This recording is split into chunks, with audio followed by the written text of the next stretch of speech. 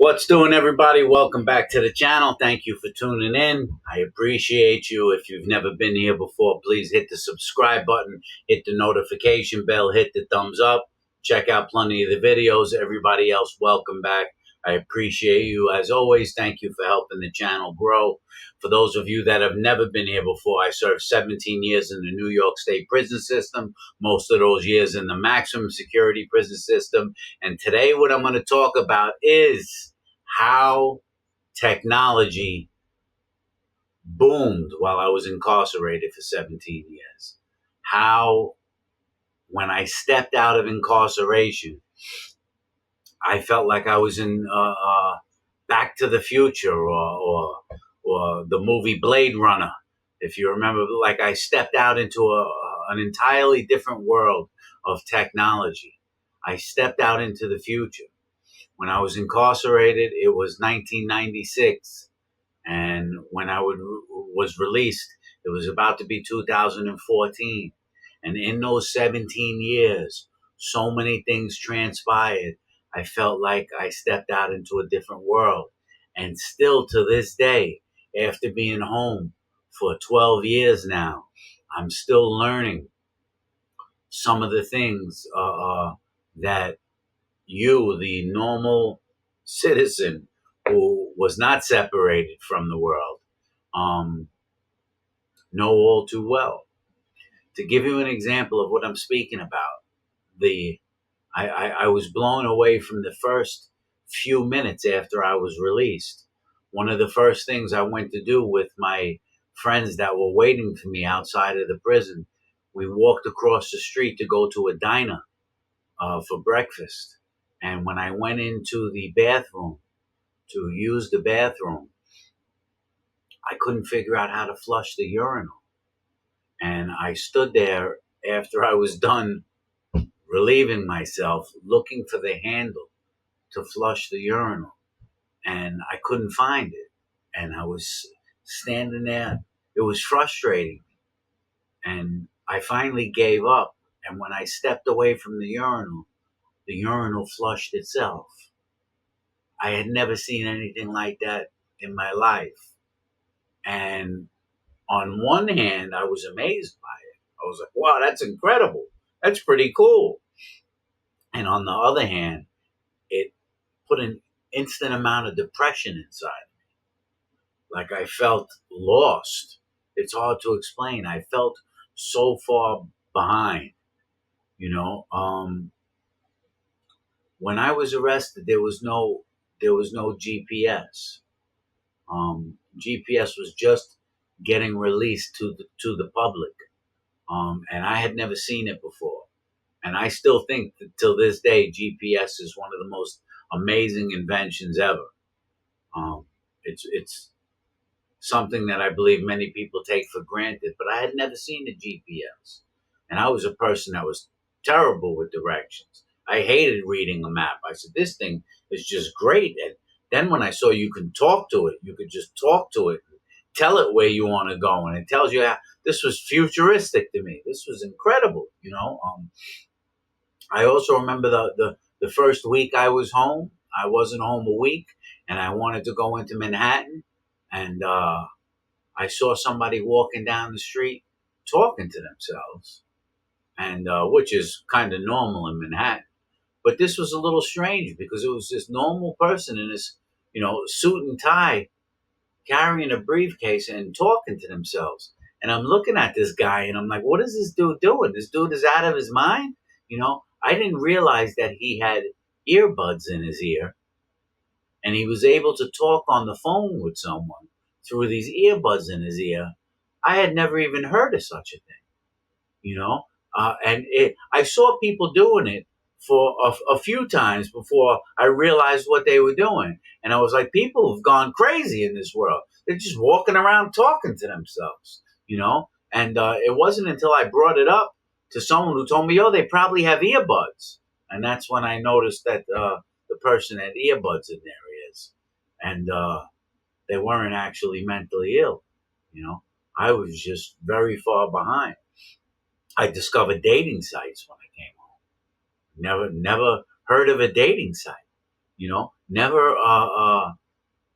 thought you could just go onto a computer and there would be people looking to meet other people and have relationships with other people. I said, this thing is great right here. It was especially nice for me because when I came home, I was on parole and I wasn't allowed to go out past like 8 p.m., and I wasn't going to step foot into a bar or a club anymore. That wasn't, those are situations that I would avoid because I didn't want to get involved in any turmoil in the nightlife. And so a dating site became very convenient for me. I thought that was amazing. You know what I mean? With crazy experiences on there. Holy moly. Man, yeah, yeah, it was a trip. Paying bills online. Um, I was used to, having to write a check and send a check in through snail mail to pay a bill. And then I found out people were paying bills on their phone and people were paying bills on the computer. Just social media in general didn't exist.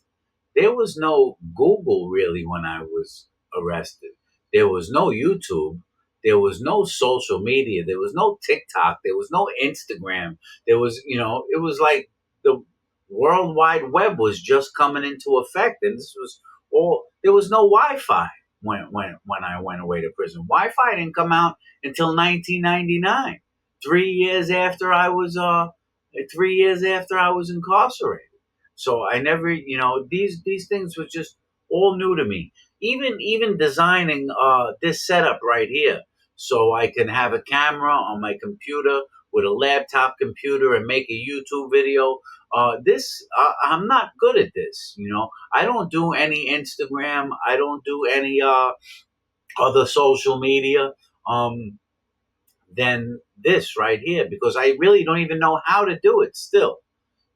My wife showed me how to do this, how to do this setup right here. And anytime I need help, I have to grab her to come help me and show me how to do things and how to move things around and edit things because even all these years later, I haven't, it became very frustrating to learn all this. So yeah, I stepped out into a different world. I didn't know what an iPod was. I remember when I discovered an iPod, the little iPod that you could put 1,000 songs on. I wanted to listen to music on when I ride the Harley, when I ride the motorcycle. I wanted to have music in my ears under the helmet, and so my wife suggested that I get an iPod. You know, and I'm going back 10 years ago. 9 years ago, and she gets me this iPod, and I think this thing is the most magnificent thing in the world. And she's like, Joey, this has been out for 10 years already, 15 years already. This is old technology. Nobody uses an iPod anymore. I said, this thing is amazing right here. This is incredible, and so, yeah, I don't use an iPod anymore. But, now it's moved on where you could just put these earbuds in your ear and listen to get the music off your phone. And it's just incredible, really incredible, there was no flat screen TVs. There were no talking cars. There were no electric vehicles. All of this has become so new, and you know, it's it's a little intimidating. It's a little stressful. Um, but when you go into the prison system, you miss the world moves on without you. You know, um, the world moves on without you. Technology moves on without you. People move on without you. That's a different story. The world in general moves on without you, and you are stuck in this stagnant position. Um, Almost you're being left back. You're getting left back, and it was all. I'll use the word again. Very intimidating to come home to and be exposed to all this technology. I can't imagine what it's going to be like 10 years from now. You know, but that is it's actually not to get depressing on you. It's one of the sad parts about being incarcerated that all these new and amazing and beautiful things and beneficial things, mostly beneficial, some are not so beneficial, come out. And you don't really have any knowledge of them. You know, there's no way to learn about things really in prison. You know, you can learn about certain things by getting books or getting magazines, but it's you don't get in detail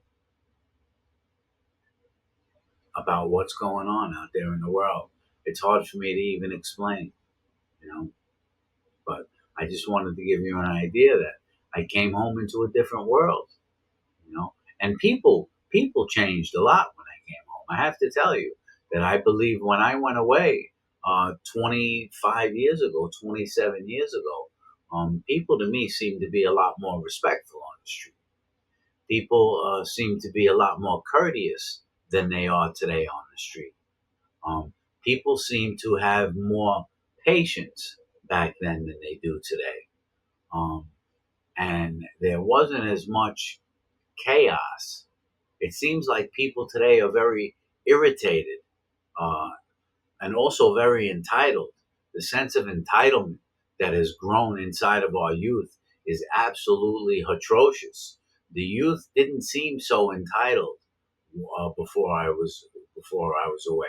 I think a lot of you may have experienced that. You don't even need to be incarcerated to realize that 25 and 30 years ago, which is not a long time ago at all, the youth didn't seem so entitled. They were more respectful. And these days, they've become, it seems like we've become a very selfish generation, a very self centered generation. I'm not talking about everyone, but an alarming number of the people who are growing up in these times seem to be very arrogant, very self centered, very entitled. And as that old saying goes, some people don't learn until they get punched in the face. You know, that's a really true saying. You know, but unfortunately, you can't run around punching people in the face anymore. You know? So anyway, this was about technology. I don't know how it was going off course. Just wanted to give you an idea of how the world changed since I came home. I'll talk to you guys later. Bye bye.